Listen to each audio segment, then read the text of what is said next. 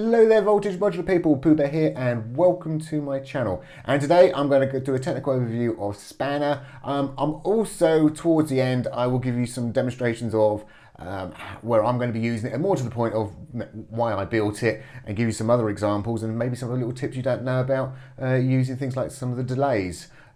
So what is Spanner? Spanner is quite a simple device. It takes a single LFO, and I'm going to point at port number 1 here because this value, which is going up and down now, ignore all the rest, that is the value which is coming from this LFO up the top. That will be its current part where it is in the cycle. And all we do is we take it and we offset all these other values. The only subtle difference being is as we're offsetting it, i.e. adding values onto it, when we hit 5 volts, we fold that value back down, so it starts to come down, and then when we hit -5, we fold it back up again.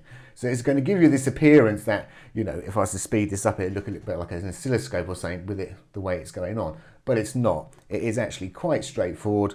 In fact, we can slow it right down. It's quite straightforward. Each one of these is the actual current value of what's going out of the port itself.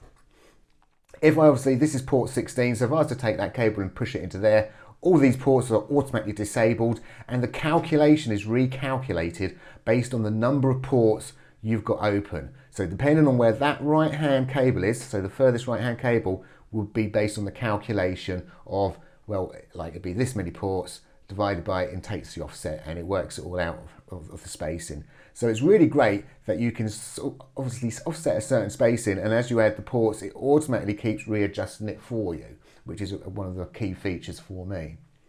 So let me just push the offset, because I like pushing the offset up, so it looks like we've got a bit more of a pattern going on. So that's the offset, and obviously the offset can be controlled by CV. So it's actually quite nice, and we'll probably do a demonstration later where we can put an LFO in it and we get some nice shapes going on as this is moving around. This, as I said, is moving. It may not look like it's moving. That's because if we just jump over to the rate here, it goes from 19 hertz right down to 0.0001 of a hertz, which is around about 2 hours 40 minutes to do a complete cycle. Again, when I built this, personally for me, I had it in mind of actually running pretty slow LFOs on this. It's not really designed to, or in my head, I didn't really design it with the thoughts of running really fast LFOs, but there's nothing wrong with you actually obviously doing that. We've got a cycle start, so we can actually specify if you really needed to like hit a restart, so it always should start the cycle of the LFO from the same point. 0.25, that would be 0 going upwards for the triangle, and obviously if you wanted the ramps in that, you'd have to set it to a 0. So you might be getting confused of, hang on, a cycle, don't forget it's the start of the cycle, so the start of the cycle will ramp down, that's the start, so that would be a 0, and that would be a 0 for a ramp up, because it's the start of the cycles. And obviously we can put in a trigger or a gate, and we can obviously reset that wherever we want. As I was just mentioned, we've got ourselves 4 different shapes: a triangle, ramp down, ramp up, and an LFO, a sine wave. And the sine wave is quite an interesting one. So if we actually go into our sine wave, and the reason the sine wave is quite interesting, it's going to speed up ever so slightly, is obviously this, as I said, is the LFO, really. And obviously when it gets to its extremities, you see it slow down ever so slightly. But obviously when that's slowing down, in the middle bits will slow down with it. And again, if you have an offset with that going on as well, you're going to get yourself some nice sort of modulation shapes coming out of these ports, which you can obviously modulate all kinds of lovely things with. Next to that, as I say, we've got this min and max, which is a 5 to -5 volts. We can take that and we can obviously push that into the positive, so it's from a 0 to a 5 volts, or a negative from a 0 to a -5 volts. I actually find by having a unipolar signal, it's a lot easier to work with. Again, I'll demonstrate why I think that over a bipolar signal. But you've got the choices there. And then we've got this override. What's so special about this override is you can input any kind of input CV signal into here. It's going to totally ignore this whole section here. So anything in this grey section it's going to ignore. And it's going to take that value and it's going to try and apply an offset to it. However, when you plug a signal into it, it's actually going to reset the min and max, and it tries to work it out on the fly, and we'll do a demonstration later so you can see that happening. It works out on the fly what is the min and max range so it can do its bounce back and its fold back correctly. If not, if you only had say 1 volt in here and this was set to 5 and a -5, this would be doing its 1 volt, whereas the rest would be sort of floating all over the place doing all sorts of funny things. And we've just got a simple reset range, and there's a trigger in for that reset range as well.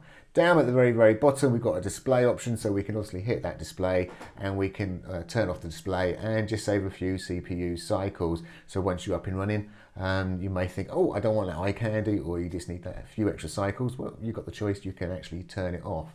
As I said, because it is a single LFO and it's actually doing offsets, its overhead is extremely low.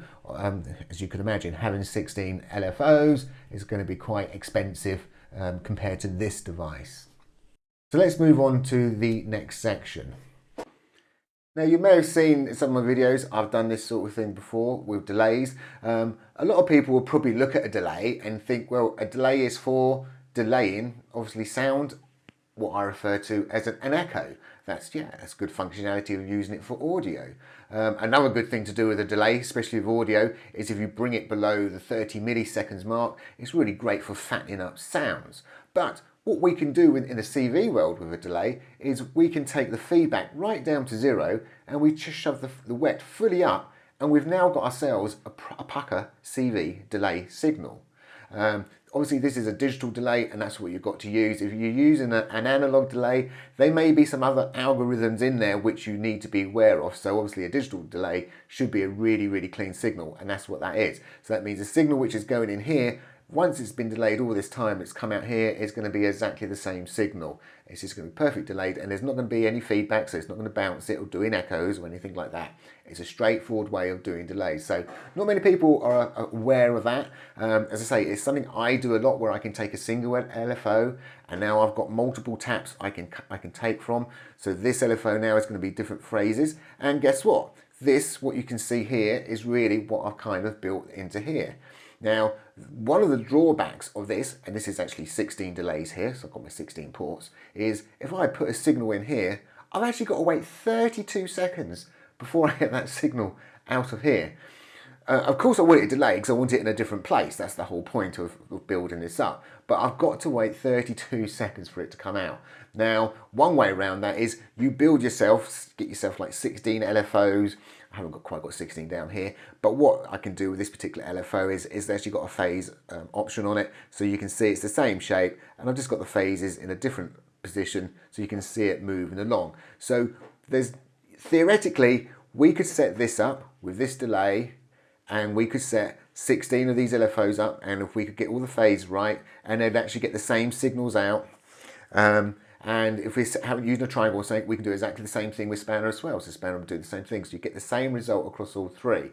Now, the advantage of having, say, all the LFOs set up is when you start it, you'd get signals straight away. You'd get the signals from the LFOs working instantly. Whereas I said, in this one up here, you'd have to put it in. You'd have to wait 32 seconds before sync starts coming out down at this end. With mine, again, instantly, because it's doing offsets, instant figures come out of all the ports. Now, the downside, obviously, of having all the LFOs is if you suddenly go, I want to change my shape, or you want to do a subtle change, you've got to do it to all 16. The downside of the delays is if you want to, say, change the rate, theoretically, you're going to end up changing the rate between each of them. Now, a big positive side of this, because this is something I do like to use, is you can have things at a different rate. So you could have, have these going quite quick delays, and then we can have some slower delays, and then quick and slow. So because you can have that fast and slow, it makes it quite a nice option to still remember that you can do this with. But as I say, that is really what I wanted to use Spanner for. It's something where I can make a subtle change, i.e. to the rate, and because I'm changing the rate and the offset, well, it's not going to affect the offset really. But on here, it is going to be affected because the time is obviously static here, and we've got to change it to whatever the cycle of this LFO is going to be. Sorry, so yeah, that's what the word I'm looking for. The cycle of this LFO, we're going to sort of divide it by the time. So this all handles it for us internally. And as I said, if I was to then take, say, this port here and say, oh, I only want 8 or 16 or 12 or 10, you can see it's got the same shape, and it just reworks and recalculates it out. Now the reason, obviously, the lower and lower you get, you're going to get bigger gaps, because obviously it's taking this number, dividing it by this number, and this is how it works out. So this is obviously the offsets. And as you go further afield, it looks obviously smoother. It's just like anything else. So really, if you think about it, if I had this as 32 ports, it'd look even smoother again. So it does things on the fly very, very quickly. As I said, there's nothing stopping us obviously taking this LFO, say, and putting it, say, into this particular offset. We can have this then going up and down, and we can have that obviously doing its other things as well. So you can get some quite weird and different kind of modulation going on with this. As I said, personally, I was more interested in having this as more of a sort of a slower rate, really. But yeah, there's nothing stopping you sort of then having that hooked onto the edge, doing what it needs to do as well. We can obviously take that LFO, as I said, and we can sort of push it into this. So now this LFO here is obviously reading from here. And as you noticed, it's actually changed. I don't know if you saw that. So if I unplug this, it's gone back to its 5 to -5 because it's now reading this. When I plug this in, it's recalculating. So it's now worked out the min and max, what it needs to do, so then it can actually do its offset correctly. Obviously, if we go to somewhere like a random, well, random's fair enough. It's always going to be, this figure here is obviously going to jump around. So let me speed this LFO up here, so there we can see it's jumping up. But because we're offsetting, it's always going to be like a funny shape coming from it, rather than totally and utterly random, which you might expect. But obviously, what you are looking at is random, but it's a random shape. that doesn't make any sense what I've just said there. I know exactly what I mean in my head. Go on, PoohBear, spit it out. Because that's the random figure jumping up and down, and this is all offset from that random figure, so they are random in their own right. It just doesn't look it as this visual look of it all. So there's nothing stopping you, as I say, having the override as well. But that's the main reason why I actually sort of wrote this.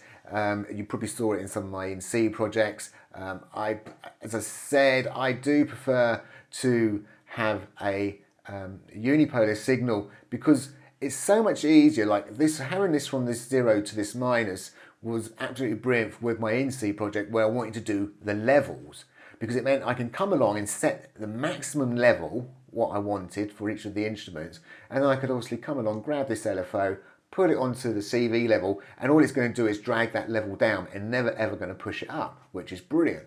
Then I was doing the panning, and for the panning, I will admit, this is where the bipolar signal come in brilliantly, because obviously with panning we're going from left to right, and the plus and the minus does make more sense to do it. But there will be, without doubt, cases where I'll be using the opposite as well. As I say, I prefer to use a unipolar signal over a bipolar signal, because you can set one of the extremities. You're setting your base and saying, right, that's my minimum, and now I'm just going to modulate this bit here, or I can set my maximum and I'm going to modulate that bit there. When you're sort of going for a bipolar, you're sort of trying to find that middle mark, and then you're working out your extremities either side of it. So I always find that a lot harder to do, whereas say setting your base or your top, you've set it, and it's just so much easier than to dial the other side in. That's a personal thing, and that's something I've found works for me when I'm using these things. So I'll always try and switch into a unipolar from a bipolar signal. Right, I'm going to start rambling, because that's what I do when I start thinking, oh, what am I going to actually say next? So yeah, so this is Spanner. As I say, it's a very low overhead device, which is going to give you nice offsets for modulation. As I say, I've used it for panning's a big thing I use it for. Setting levels is another thing I like to use it for. And because obviously you've got up to 16 ports coming out, hopefully that should be enough to feed a lot of your devices, what you're actually putting together. And obviously building this or putting this in is obviously a lot more efficient than having, say, 16 of these going or 16 of these going. But don't ignore this delay which I've built here. Yes, for basic stuff I'll always go to my spanner, but there is some other, without a doubt there'll be some other projects I'll be doing where I will be wanting different timings going on. So just remember, you can set that to fully wet, feedback fully down, and obviously set your time, and you're going to get yourself a nice signal going throughout. Yeah, and then you can obviously then have multiple taps coming off, doing whatever you wish to do. I am rambling. All I'm going to say is thank you for watching, and bye for now.